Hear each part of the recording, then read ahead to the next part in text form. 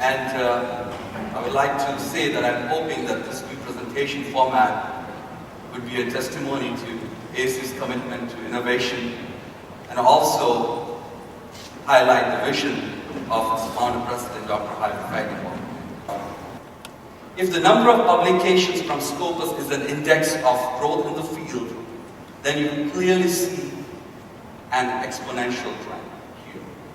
Imaging like tissue Doppler, strain, displacement, velocity imaging started growing and exceeded somewhere in the years of 2003, 2004, all the other disciplines. End up is in a right-handed helical and a left-handed helical geometries of the subendocardial and the subepicardial region, which we know is the myocardial fiber geometry of a heart. And here you can see the geometry of the vortex formation in early diastole has actually a toroid type appearance, just like a smoke ring is formed inside the left ventricle as it transits during the phases of cardiac cycle.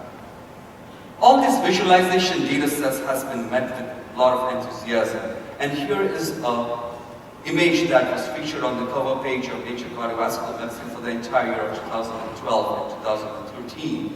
And here is a snapshot of the three-dimensional flow fields of the same example, where you can see the kinetic energy inside the left ventricular chamber. The data is not existing just as single case examples, but has been translated into clinical research. And here are some preliminary data sets where we can see the incremental value of fluid mechanics, vortex mechanics in patients with heart failure, and also for understanding advanced therapies like cardiac resynchronization therapy.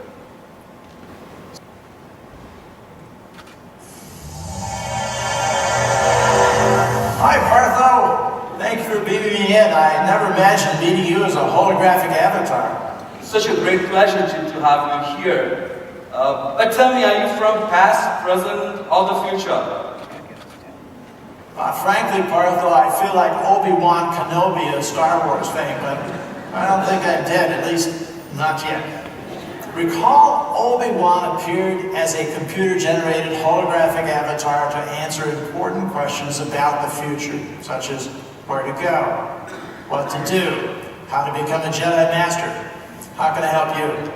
That's great. So, Obi-Wan Jin, tell us where is ASU headed? This era will be fully realized by 2020. Oh. A mere 7 years from now, and that's really impressive. I agree with you, Jim. I think we all are going to experience a very profound change very soon. I agree. Partho, there's so much work to be done. I should be on my way. My new Millennium Falcon's waiting out the parking lot.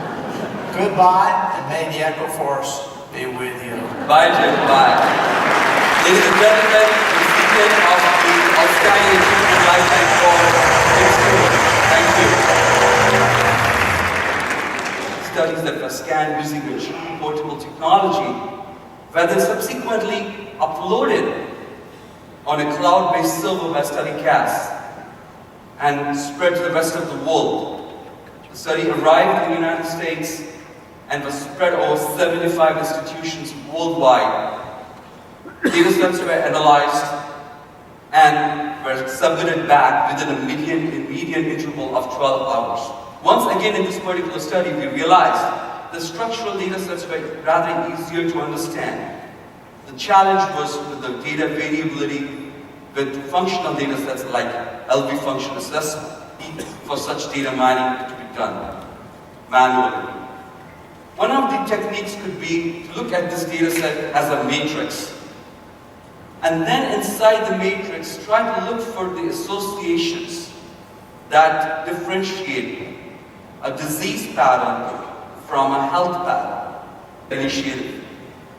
And National Science Foundation is already planning the roadmap to the cyber infrastructure of the 21st century program. For those of you who might fear that this intense relying on computers and advanced analytics will remove you from the patients, the answer is the merger is going to be seamless. There are going to be wearable tool like the Google Glass, and we are currently trying to work with some Google Glass initiators to develop health applications. I've used some of these glasses. As I see the world wearing these glasses, I see a small window